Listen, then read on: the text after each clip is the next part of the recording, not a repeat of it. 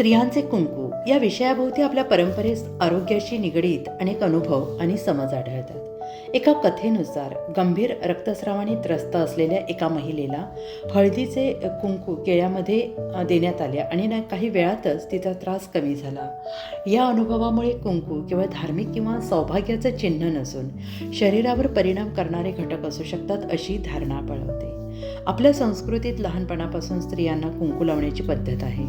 कपाळावरील कुंकू लावण्याचे स्थान हे ॲक्युप्रेशर किंवा आज्ञा चक्राशी संबंधित मानले जाते. असे मानले जाते की हळदीचे कुंकू त्या भागातून शोषले गेले तर मेंदूतील हार्मोन्स नियंत्रित करणाऱ्या ग्रंथी सक्रिय होतात आणि त्यामुळे मासिक पाळीशी संबंधित त्रास कमी होण्यास मदत होते. म्हणूनच पूर्वी स्त्रियांमध्ये पाळीचे त्रास तुलनेने कमी होत असावेत असा विश्वास आहे. कुंकू शुद्ध आणि हळदीपासून तयार केलेले असणे महत्त्वाचे मानले जाते. शुद्ध कुंकूला हळदीचा नैसर्गिक वास येतो आणि त्याची ओळख पारंपरिक पद्धतीनं केली जाते.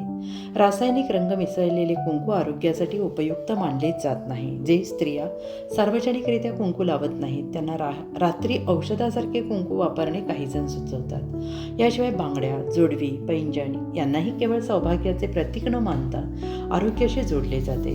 बांगड्यांमुळे मनगटावर घर्षण होऊन रक्तसंचार वाढतो, तर जोडव्यांमधील शरीरामुळे काही हार्मोनल प्रक्रिया असंतुलित राहतात असा समज आहे.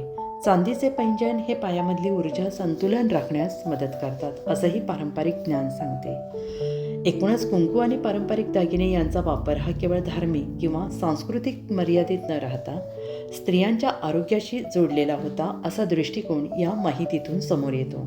आधुनिक विज्ञानाच्या चौकटीत या दाव्यांची तपासणी ही आवश्यक असली तरी आपल्या पूर्वजांच्या अनुभवावरून आरोग्य जपण्यासाठी काही परंपरा निर्माण केल्या हे नक्कीच लक्षात येतं.